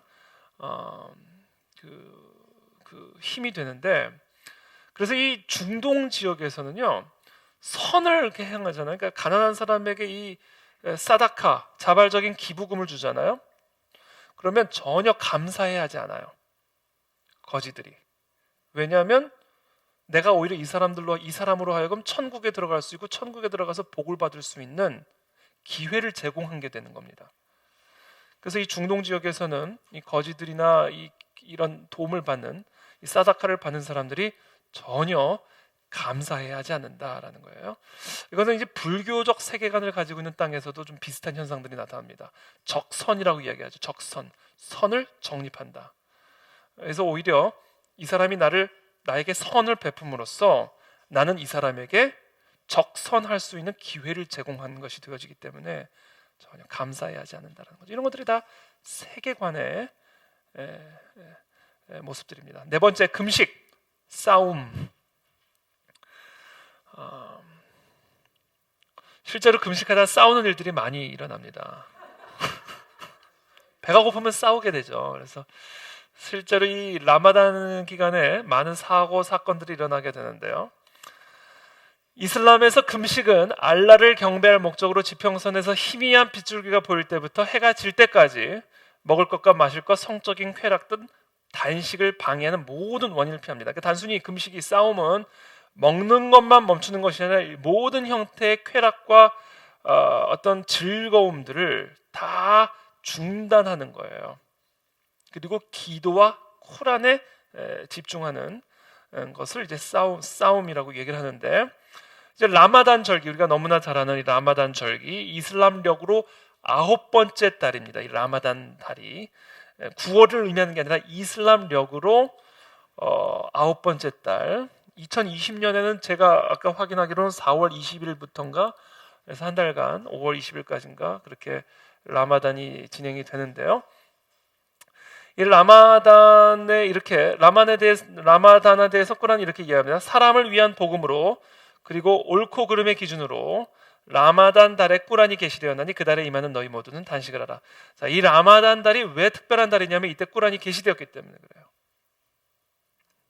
그래서 이 라마단 달은 매우 중요한 달이고, 그래서 이때 금식을 하게 되는데, 특별히 무함마드의 가르침에 따르면 라마단 달에 천국의 문이 열리고 지옥의 문들이 닫히게 되고요, 사탄이 사슬에 감금을 당하는 그와 같은 영적 현상들이 일어날 때가 바로 이 라마단 월입니다. 그래서 이 라마단 월에 금식함으로써 천국의 문이 열렸으니 그 많은 축복들을 받게 될 것이다 라는 이와 같은 가르침이 주어지는 것이죠. 그래서 이 라마단 월은 우리가 너무나 잘 알다시피 이슬람 사람들에게는 최고의 절기고요, 최고로 축복을 받을 수 있는 절기입니다. 그래서 이 라마단 달에는 먹는 거, 또 마시는 거, 또 담배 피는 거, 또 성적인 어떤 이런 관계, 이 모든 것들이 철저하게 금식이 되고요. 특별히 재미있는 게 이 라마단 달에 금식을 깨게 되면 금식을 깬 만큼 다시 해야 돼요. 추후에 다시 이걸 채워야 됩니다. 또 재미있는 거는 이런 거예요. 성행위를 해서 금식을 깨면요, 일단 기본적으로 금식을 메꾸는 건 기본이고요, 자신이 저지른 그 죄에 대한 대가로 2달을 더 해야 돼요, 금식을. 그리고 정 금식을 하기 싫으면 60명의 불우한 사람들에게 음식을 제공해 줘야 됩니다. 이런 아주 철저한 율법들이 있다. 금식에 예외가 있는데요, 전쟁 중인 군인, 여행자, 어린이, 노약자, 건강이 좋지 않은 사람, 생리 또는 임신 중인 여성은 이 금식에서 예외가 됩니다. 아주 그냥 구체적인 율법주의적인 종교라는 사실을 우리가 알게 되죠. 그럼 이제 해가 지면 그때부터 이제 이런 파티가 일어나는 거예요. 예, 그러니까 해가 희미하게 이제 해가 지는 게 이제 보이잖아요. 희미한 빗줄기가 뜨는 때부터 이제 그 해가 지는 때까지 이처럼 철저한 금식과 단식을 행한 다음에 해가 진 직후부터는 이와 같은 잔치가 벌려집니다. 몰아서 먹는 거예요, 그러니까 사실은 간헐적 금식인 겁니다. 단식. 그러니까 그냥 사실 아침 점심 굶었다가 저녁에 몰아서 먹는 거예요. 그래가지고 그냥 하여튼 그렇습니다. 그래서 지금 보세요, 엄청나게 이제 먹자. 이걸 이제 이프타르라고 얘기해요. 이프타르. 다섯 번째, 성지순례입니다. 성지순례. 반드시 해야 됩니다. 메카에 있는 이 알라의 집을 방문해서 의식을 행하는 건데요. 하여튼 이 몸과 정신이 건강하고 경제적인 능력이 있는 사람들은 무조건 해야 되고요. 경제적인 능력은 있지만 예컨대 너무 연로해서 갈 수 없는 분은 대신 그 돈을 다른 사람에게 주게 해서 가게 할 수가 있습니다. 그리고 여기 가면 이제 여기 카바가 있잖아요. 시커먼 게 카바입니다. 이 카바 신전을 시계 반대쪽으로 7번을 돌아야 돼요. 자, 지금 이렇게 하디스에 나옵니다. 나의 사원에서 예배를 드리는 것은 다른 사원에서 드리는 것보다 1000배나 좋다. 그러나 하람 사원에서 드리는 예배는 다른 사원에서 드리는 예배보다 10만 배나 더 좋다. 아주 몇만 배, 몇천 배를 정확하게 규정을 해가지고 사람들로 하여금 딱 산술적으로, 그러니까 알라 계산적이라고 그랬잖아요. 겨자씨만한 것도 저울로 잰다고 그랬잖아요. 그러니까 얼마나 내가 더 기뻐하는지를 아주 수치적으로 얘기를 했어요. 그래서 메디나 선지자 사원에서 예배를 드리는 것도 내가 참 좋아하긴 하지만 이 메카에서 드리는 예배는 다른 사원에서 드리는 것보다 10만 배나 더 좋다. 그러니까 이 이슬람 사람들로 하여금은 이 메카에 반드시 가기를 원하죠. 왜?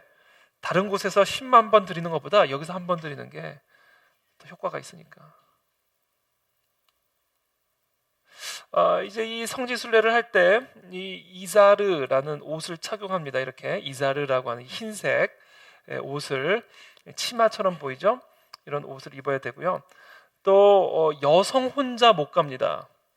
여성 혼자 갈 수가 없어요. 성지순례는 반드시 결혼할 수 없는, 결혼이 불가능한 남성과 반드시 성지순례를 같이 가야 됩니다. 예컨대 아버지랑 같이 간다라든지 아들하고 같이 간다라든지 뭐 친형제랑 같이 간다든지 뭐 삼촌이랑 같이 간다든지 그 제도를 일컬어 마흐람이라고 얘기합니다. 마흐람.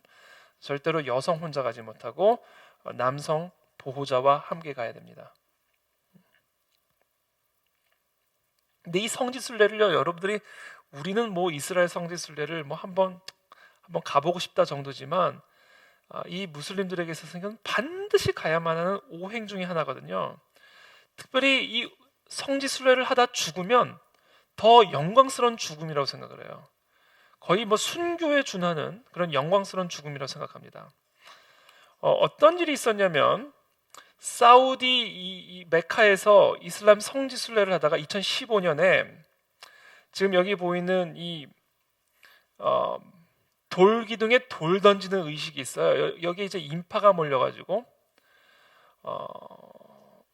붕괴가 되면서 717명, 뭐 많은 사람들이 2015년에 이 사우디 메카에서 이 성지순례하다 죽임을 당했습니다. 그래서 지금 이렇게 압사당해서 죽어 있는 시체들의 모습들인데, 이 사태가 일어났을 때 러시아의 이슬람 지도자입니다. 이 사람이 누구냐면요, 러시아 남부 체첸 자치공화국 수장 람잔 카디로프라는 사람인데, 이 사람이 이 사우디 참사는 신의 선물이다 이렇게 얘기를 했어요. 그러면서 이렇게 얘기했어요. 사우디아라비아 미나에서 발생한 대형 압사 사고에 대해 참사지만 신의 선물이기도 하다.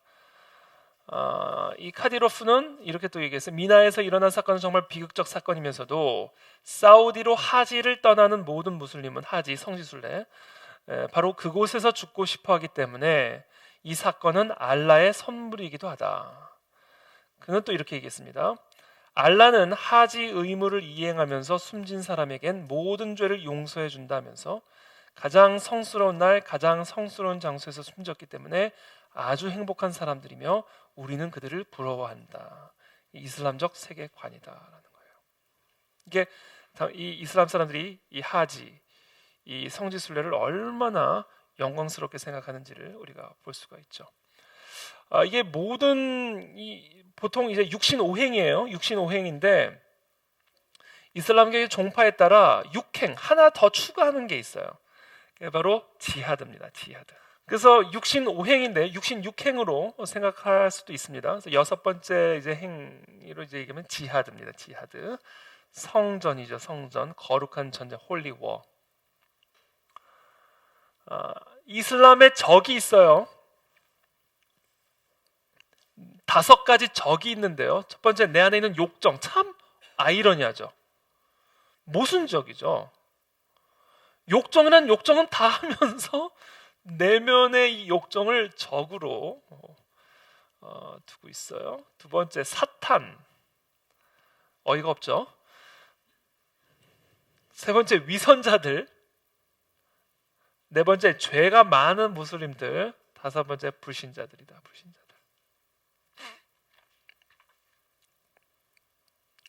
유대인들과 기독교인들. 금지된 달이 지나면 너희가 발견하는 불신자마다 살해하고 그들을 포로로 잡거나 그들을 포위할 것이며 그들을 대비하여 복병하라. 그러나 그들이 회개하고 예배를 드리며 이슬람세를 낼 때는 그들을 위하여 길을 열어주리니 실로 알라는 관용과 자비로 충만하심이라. 모순적이에요. 다 죽이라 그러면서 자비로 충만하다. 전쟁은 이슬람을 전파하는 방법 중 하나다. 기독교는 이슬람의 명확한 적 경멸의 대상이다. 그래서 이 이슬람적 세계관은요, 이슬람의 이 보편적인 세계관에 따르면 딱 양분됩니다. 세계가 달 알 합이라고 하는 거와 달 알 이슬람이라고 하는 지역으로 세상이 나누어져요. 달 알 합이라는 곳은 전쟁의 집이라는 의미입니다. 그러니까 이슬람을 믿지 않는, 알라를 믿지 않는 그런 사람들이 모여 사는 전쟁의 집. 그러므로 이렇게 전쟁으로 지하드를 통해서 이슬람을 확산시켜야 할 곳, 그것을 달 알 합, 전쟁의 집이라고 이야기를 하고, 이슬람의 집, 그렇죠? 무슬림의 집은 달 알 이슬람. 그러니까 세계를 이렇게 두 개로 양분해서 바라봅니다. 이게 이슬람적 세계관이에요. 그러니까 무슬림이 아닌 곳, 이슬람을 알라로 모시지 않는 그런 땅은 들어가서 전쟁하여 이슬람화 시켜야 할 곳으로 보게 되는 것이죠. 이것이 이슬람 무슬림들이 갖고 있는 세계관이다라는 거예요. 그리고 이 달 알 합을 달 알 이슬람으로 변화시키는 이것은 모든 무슬림들에게 주어진 성스러운 의무고, 그 같은 성스러운 의무를 수행하는 수단, 아주 핵심적인 수단이 바로 지하드, 성전, 무력이다라는 무력. 알라의 길에서 순교한 자가 죽었다고 생각하지 말라. 이와 같은 지하드를 행하다가 순교했다고 해서 죽었다고 생각하지 말라. 그들은 알라의 양식을 먹으며 알라의 곁에 살아있느니라. 그들은 알라가 주신 은혜 가운데서 기뻐하며 그들과 함께하지 못하고 그들 뒤에 올 그들 순교자들을 기쁘게 할 것이며 그곳에 그들에게 두려움도 없으며 슬픔도 없으리라. 특별히 이와 같은 지하드, 성전, 예컨대 자살 폭탄 테러, 그렇죠? 우리 젊은 어린 아이들이 폭탄을 메고 어디 가가지고 자살 폭탄을 해버리잖아요. 이런 지하드를 통하여 전쟁의 집에 들어가 이슬람교를 확산시키는 이 성스러운 의무를 행하다 죽임을 당하는 자들은 무조건 천국으로 직행합니다. 볼 것도 없어요. 이 땅에서 어떻게 살았든지 아무런 상관이 없어요. 한 방에 끝낼 수 있는 길이에요. 그러니까 우리가 하여튼 이 땅에서 아무리 많은 죄를 지었어도 지하들을 통해서 순교를 당하는 순간 그 사람은 무조건 천국으로 직행을 하게 되고 천국에서도 가장 최고의 접대를 받게 됩니다. 대접이 아니라 접대. 이 이슬람에서 말하는 천국은, 이슬람에서 그려주는 천국관은 어떤 곳이냐면 그림으로 표현하면 이런 곳이에요. 쿠란에서 천국에 대해서 이렇게 얘기를 합니다. 술과 젖과 꿀이 흐르는 땅에서 섬세한 실크와 비단 옷을 입고 금 실크로 장식된 침대에 기대어 마음껏 과일을 먹으며 소년들이 술잔에 술을 따라주며 술을 마셔도 취하지 않아. 이게 중요해요. 술을 마셔도 취하지 않아요. 자, 사실 이런 것들은 내세에서는 철저하게 율법적으로 금지를 시켜놨습니다. 그런데 이 이슬람에서 그리고 있는 천국은 내세에서 절대로 허용되지 않았던 것들을 마음껏 즐길 수 있는 세상이에요. 그리고 그러한 곳으로 직행할 수 있는 방법이 지하드다, 순교다. 동기부여가 확실히 되는 거죠. 그러니까 동기부여가. 하디스에서는 이렇게 얘기합니다. 순교자는 낙원에서 술, 노름, 72명의 처녀들과 함께, 숫자 정확하게 얘기하죠. 알라는 정확해요. 숫자가 아주 계산적이에요.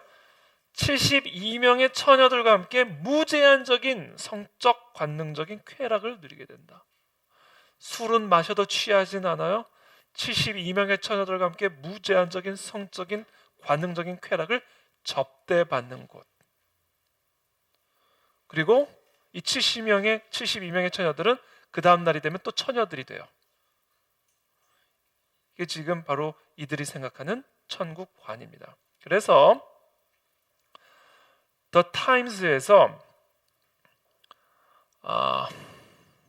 제가 성함을 까먹었는데 The Times에 기고한 그 기고문에 이런 내용이 들어가 있어요.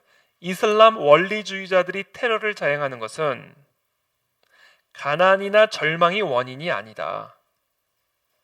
그들이 의도하는 것은 자기 땅을 지배하기 위함도 아니다.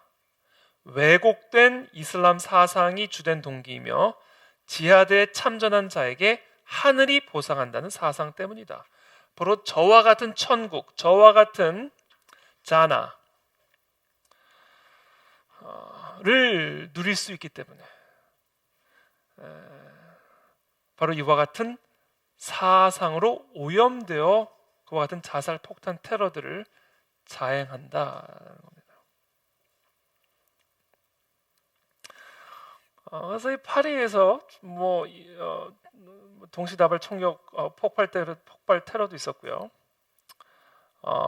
사우디에서 사우디 메디나에서 이런 자살 폭탄 테러도 있었고요. 이슬람 지역에서, 이 중동 지역에서 이 자살 폭탄 테러, 이 지하드는요, 끊임없이 일어납니다. 이 사진은요, 지금 이 자살 폭탄 테러 수행하기 직전에 이 아이가 무서워서 울고 있는 동영상이에요.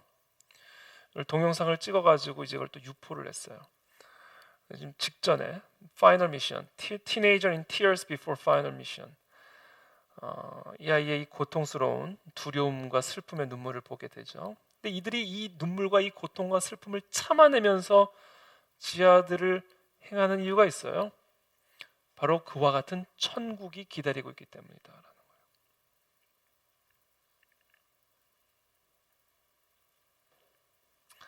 그래서 지금 오늘날 특별히 IS가 아주 심각한 문제를 일으키고 있는데, 나머지 8부는 제가 요 이야기만 하고 짧게 우리 이슬람 지역 이슬람인들을 위해서 함께 기도하고 오늘 강의를 마치도록 그렇게 하겠습니다. 지금 우리 이 전 세계적으로 지금 가장 심각한 이 폭탄 테러, 이 이슬람 테러를 일으키는 핵심 세력이 이제 이슬라믹 스테이트 (IS라고) 불려지고 있는 이 단체인데요. 이 IS의 형성 배경이 있습니다. 그 형성 배경은 제가 아까 서두에도 잠깐 말씀드렸지만 수니파와 시아파 사이의 갈등 으로 인해 이루어지고 있는데요. 이 수니파의 대표는 이제 사우디고요. 시아파의 대표는 이제 이란입니다. 이 수니파와 시아파 사이의 갈등이 사실은 이 IS의 형성 배경입니다. 최근에 이란이 사우디를 공격을 한 것도 바로 이 수니파와 시아파 사이의 갈등 구조 속에서 일어나고 있는 일이라는 것을 이해하시면 도움이 됩니다. 자, 아까 제가 이야기할 때 이 수니파와 시아파의 갈등을 이야기를 했는데, 이 수니파와 시아파, 지금 현재도 일어나고 있는 이 수니파와 시아파 사이의 갈등의 뿌리가 뭐냐면 바로 이 무함마드 후계자의 정통성을 두고 일어난 갈등에서부터 비롯된 것이다라는 거예요. 그래서 지금 이 이슬람 폭탄 테러, 특별히 이 IS의 이런 자살 폭탄 테러들, 그 뿌리가요, 이 무함마드 후계자의 정통성을 두고 시작된 갈등의 뿌리를 두고 있다는 거예요. 이게 뿌리가 보통 깊은 뿌리가 아니기 때문에 이 이슬람 문제, 중동 문제는 이게 쉽게 해결될 수 있는 문제가 아니라는 거예요. 뿌리가 그냥 뿌리가 아니기 때문에. 자, 무함마드가 죽은 직후에 그 후계자로 위임받은 사람이 이제 일대 칼리프입니다. 칼리프라는 얘기는 카톨릭에서 교황에 해당하는 직분이라고 보면 됩니다. 최고 종교 지도자. 최고 정치 지도자는, 이슬람에서 최고 정치 지도자는 술탄이라고 부릅니다. 그래서 오스만 제국의 왕을 술탄이라고 부른 겁니다. 근데 이 종교 최고의 지도자는 바로 무함마드의 후계를 이어받은 후계자는 이제 칼리프라고 불러요. 칼리파라고도 부르는데, 일대 칼리프가 아부 바크르였어요. 2대 칼리프가 우마르, 3대 칼리프가 우스만, 4대 칼리프가 알리입니다. 이 알리가 무함마드의 사촌 동생이에요. 혈통이죠. 자, 수니파는 1대부터 4대까지 칼리프들을 다 인정합니다. 혈통이면 어쩌고 아니면 어떠냐, 왜 꼭 혈통이어야만 되냐. 수니파는 1대부터 4대까지 이 모든 칼리프들을 다 정통성 있는 무함마드의 후계자로 인정을 합니다. 그러나 시아파는 오직 혈통을 이어받은 알리만을 정통성 있는 무함마드의 후계자로 인정을 합니다. 여기서 이제 시아파와 수니파 사이에 갈등이 시작이 된 거예요. 그래서 이걸 이렇게 정리를 하면, 시아파 같은 경우는 이슬람 정통성을 강조하고요. 아까도 얘기했죠. 시앗. 그래서 시아파라고 그랬죠. 이슬람 정통성, 마호메트, 그러니까 무함마드나 마호메트나 뭐 같은 겁니다. 마호메트 자손에 국한시켜야 된다라고 주장하죠. 그래서 4대 칼리프였던 알리만을 인정합니다. 무함마드의 사촌 동생이었으니까. 수니파는 국한하면 안 된다. 수로 뽑자, 수니파. 그래서 1대부터 4대까지 칼리프들을 다 정통성 있는 칼리프로 인정을 합니다. 죄송해요. 수니파라고 돼 있네. 맞아, 수니파. 네. 죄송해요. 제가 지금 잠깐 이 수니파의 무장 단체가 IS예요. IS. 그래서 지금 현재 활약하고 있는 IS는 수니파라고 보시면 되고요. 이슬람끼리 왜 그렇게 싸우는가? 바로 이 수니파가 시아파를 대항하여 싸우는 것으로 보시면 이렇게 되는 겁니다.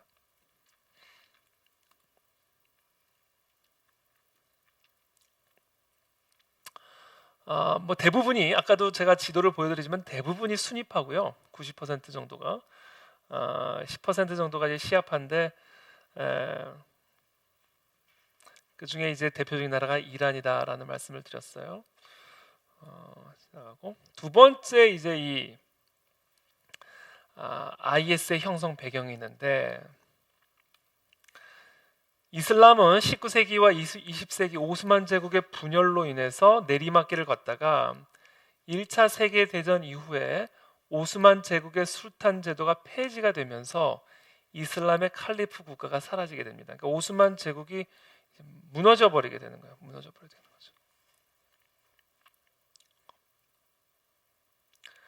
거죠. 그러면서 1928년에 이집트에서 서구 제국주의에 눌려있던 이슬람의 부흥을 꿈꾸면서 이슬람 형제단을 창설하게 됩니다. 이슬람 형제단, 무슬림 브라더후드라고도 하는데, 그래서 이 이슬람 형제단들이 이제 이집트에서 창설된 이 이슬람 형제단이 전 세계 네트워크를 구축을 하면서 반서구 패권주의를 위협하는 대항 세력으로 성장하게 됩니다. 그리고 이들의 목표는 이슬람 칼리프 국가의 재건이에요. 여러분, 이 9.11 사건 잘 아시죠? 2001년 9월 11일 날 알카에다가 이 4대의 비행기를 가지고 뉴욕 중심부를 타격하고 워싱턴, 펜타곤하고 이제 백악관까지 사실은 이렇게 자살폭탄 테러로 치려고 했었다가 백악관은 실패를 하고 펜타곤은 그 앞에서 떨어져 버렸죠. 약간 그 정문 쪽을, 그래서 펜타곤도 사실 부딪혔어. 펜타곤도 사실은 쳤죠. 그래서 그때 뭐 엄청난 충격을 받았죠. 근데 왜 하필이면 이 9월 11일 날 이 알카에다가 뉴욕과 워싱턴, 미국, 그러니까 서구 세계 중심인 워싱턴과 뉴욕을 쳤을까? 저는 사실 911을 생각했어요. 911, 911. 미국의 이제 119잖아요. 미국 119. 그래서 911, 빨리 911 전화 걸어라. 이제 그런 의미로 해가지고 저는 9월 11일이라고 생각을 했는데 그게 아니었어요. 그게 아니라 9월 11일은 이 이슬람민들에겐 매우 중요한 날인데 아주 치욕스러운 날인데요. 1683년 9월 11일에 오스만 제국의 이슬람 군대가 기독교 연합군, 그러니까 카톨릭 연합군대에 완전히 대패를 당하면서 오스트리아 수도의 비엔나를 점령하려다가 이 카톨릭 연합군대에 의해서 대패를 당합니다. 이게 그 유명한 비엔나 전쟁이에요. 비엔나 전쟁. 그때 이후로 사실은 이 남유럽의 주도권을 상실하게 됩니다. 그리고 그때부터 이 사실은 이 오스만 제국이 쇠퇴길로 접어들게 되면서 사실 그때 그 전쟁에서 승리를 했으면 서유럽이 완전히 이슬람화가 됐을 거라는 것이 대부분의 역사가들의 일반적인 견해입니다. 그러나 그 1683년에 그 오스트리아 비엔나에서의 전쟁에서의 대패를 통하여 결국은 남유럽의 주도권을 상실하게 되고, 그러면서 사실은 이 오스만 제국이 서서히 쇠퇴와 몰락의 길로 걸어가게 되는데, 그래서 이 9월 11일은 이 이슬람인들에게 있어서는 매우 치욕스러운 날이에요. 그래서 이 이슬람 스테이트, 이슬람의 칼리프를 재건한다 라는 목적을 가지고 서구 국가의 중심인 뉴욕과 워싱턴을 친 그날을 9월 11일로 정하게 된 겁니다. 시간이 다 갔네요. 네, 그래서 선전포고를 한 거예요. 사실 선전포고, 이슬라믹 스테이트, 이슬람 국가의 재건을 향한 선전포고를 한 거예요. 자, 이슬람 원리주의에 대한 이야기는 뭐 이런 형제단 창설한 사람이 있고요. 또 이런 사람들이 있는데 가장 핵심적인 사람은 바로 사이드 쿠룹이라는 사람이고, 사이드 쿠투브는 사실은 이 빈 라덴의 선생입니다. 선생. 그래서 이런 이슬람 원리주의가 결국은 지금 전 세계적으로 작동하고 있고, 이 땅에 이슬람 칼리프를 재건하기 위한 그런 노력의 일환으로 지금 진행이 되고 있다. 그리고 이와 같은 흐름의 가장 핵심적인 교리가 바로 지하드라는 교리다라는 거예요.